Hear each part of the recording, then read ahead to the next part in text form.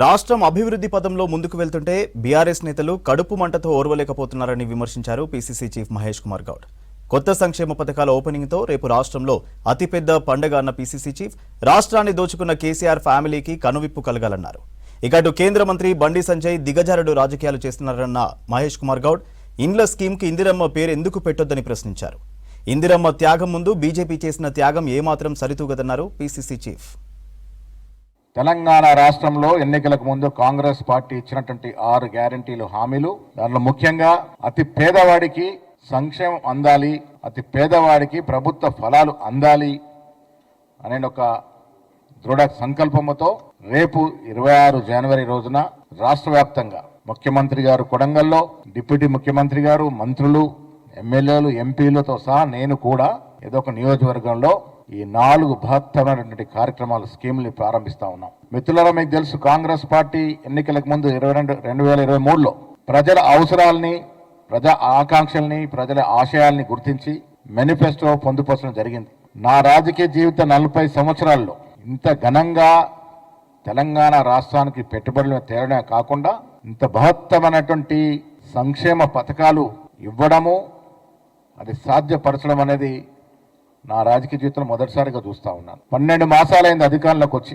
TRS party 10 ఏళ్లలో చేయలేనటువంటి కార్యక్రమాలన్నీ కూడా ప్రజలకి చేరులోకి తీసుకెళ్తూ మేము ఇచ్చిన వాగ్దానాన్ని పూరిస్తున్నటువంటి శుభ సందర్భం. ప్రమాణ స్వీకారం చేసిన రోజునే సమాజంలో సగభాగమైనటువంటి మహిళలకి ఉచిత బస్సు ఇవ్వడం, ఆరోగ్య బీమా 10 లక్షలకు పెంచడం, ఉచితంగా 200 యూనిట్ల లోపు కరెంటు కాల్చుకుంటే ఉచితంగా కరెంటు సరఫరా చేయడం, ఆ తర్వాత దాదాపు 22,000 కోట్లు రుణమాఫీ చేయడం, పేద రైతు ఎవరైతే వ్యవసాయం నమ్ముకొని జీవనం సాగిస్తున్న రైతులకి రైతు భరోసా కింద 12,000 రూపాయలు ఇవ్వడం, నిరుపేదలైనటువంటి రైతులేని భూములకి, భూమి లేని రైతులకి ఇందిరమ్మ ఆత్మీయ భరోసా కింద మరొక 12,000 ఇవ్వడం. ఇవాళ ప్రజలు 10 ఏళ్లుగా ఎదురు చూస్తున్నటువంటి ఇందిరమ్మ ఇళ్ల పథకం, రేషన్ కార్డులు రేపు ఘనంగా ప్రారంభించుకోబోతున్న సందర్భంగా నేను తెలంగాణ ప్రజలకి ఈ శుభవార్త తెలియజేస్తూ, ప్రజలందరూ కూడా పండగ జరుపుకోవాల్సిన తరుణం ఇది.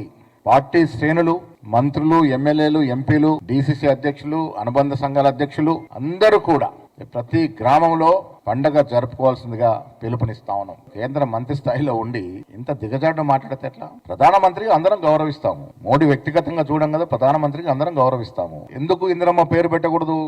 ఇందిరమ్మ త్యాగం ముందర మీ త్యాగం ఏంటి? ఇందిరమ్మ త్యాగం ముందర మోడీ పర్సనాలిటీ ఎంత? ఇందిరమ్మ త్యాగం ఎక్కడ? ఇందిరమ్మ రాజకీయ పరిణతి ఎక్కడ? ప్రపంచవ్యాప్తంగా ఉక్కుమైలుగా పేరు పొందినట్టు ఇందిరమ్మ పేరు పెట్టుకుంటే మీ కడుపు నొప్పి ఏంటి? పథకాలు పేర్లంత మాత్రాన మేము ఇవ్వము అంటే ప్రజల యొక్క ఆకాంక్షలు మీరు కించపరిచినట్టే. బండి సంజయ్ గారు ఈ రకంగా మాట్లాడిన క్షమాపణ చెప్పాలి. ఇందిరమ్మ ఈ దేశ ప్రజలందరూ కూడా ఇప్పటికి గుండెలో పెట్టుకొని ఒక తల్లిగా చేసుకున్న మహానాయకురాలు. ఆవిడ పేరు పెడితే మీకు ఇంత నొప్పి అంటే ఏ రకంగా అంటారు? ఏ హక్కుతో అంటా ఉన్నారు మీరు? ఇందిరమ్మ పేరు పెడితే ప్రధానమంత్రి ఫోటో పెట్టుకు మేము కార్యక్రమాలు ఇవ్వలేమని. ఇవాళ ఇందిరమ్మ ఇల్లు ఇస్తూ ఉన్నాం. మేము ఎక్కడ కూడా పార్టీ చూడట్లేదు కదా, ఎవరు అర్హులైతే వారికి ఇస్తూ ఉన్నాం. ఇంత దిగజాడు రాజకీయాలు చేయొద్దని నేను బండి సంజయ్ గారు ఇతో పలుకుతా ఉన్నా. అరే, మీ ఇళ్లలో శూనకాలు కూడా కావాలి దేశం కోసం. గాంధీ కుటుంబంలో అందరూ ప్రాణత్యాగం చేస్తారు, దేశం కోసం ప్రాణత్యాగం చేస్తారు. ఇందిరాగాంధీ తూటాలకు బలైంది, రాజీవ్ గాంధీ బాంబు దాడులకు బలయ్యాడు, నెహ్రూ 9.5 సంవత్సరాలు నిరాటకంగా జైల్లో ఉన్నాడు. ఎవరు చేయగలుగుతారు ఈ కార్యక్రమాలు? ఇంత త్యాగం ఎవరు చేయగలుగుతారు?